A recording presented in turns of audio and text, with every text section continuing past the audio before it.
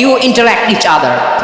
বিভিন্ন দেশে বিভিন্ন দলে তোমাদেরকে বিভক্ত করেছে যাতে ইন্টারাকশন হতে পারে, তাআরুফ হতে পারে। লিতাআরফু, যাতে তাআরুফ হয়, পারস্পরিক পরিচিতি হয়। তাহলে আমাদের অরিজিন এক। এই আয়াতটা যে কত powerful! This verse addresses the entire human being. অনেক আয়াতে আল্লাহ বলে ইয়া আইয়ুহাল্লাযীনা আমানু, ওহে মুমিনরা। অনেক আয়াতে আল্লাহ বলে ওহে মুসল্লিরা, ওহে মুমিনরা, ওহে বিশ্বাসীরা। কিন্তু এখানে আল্লাহ মুমিন, মুসল্লি, আস্তিক, নাস্তিক ভেদে সবাইকে একসাথে অ্যাড্রেস করেছেন। আল্লাহ বলেছেন ইয়া আইয়ুহান নাস, ওহে মানব সকল।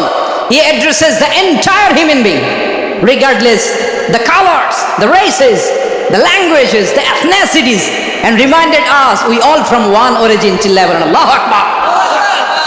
আল্লাহ বলেন তোমাদের সবাইকে বানিয়েছি এক পিতা আদম, এক মাতা হাওয়া থেকে।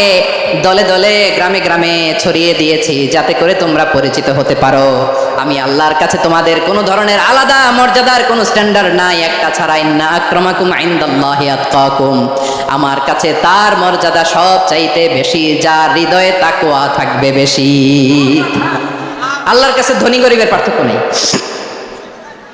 লম্বা খাটোতে পার্থক্য নাই, আরব অনারবে পার্থক্য নাই। এই আয়াত নাজিল করে আল্লাহ তাআলা বিভেদের দেয়াল বা প্রাচীরকে ভেঙে গুড়িয়ে দিয়েছে।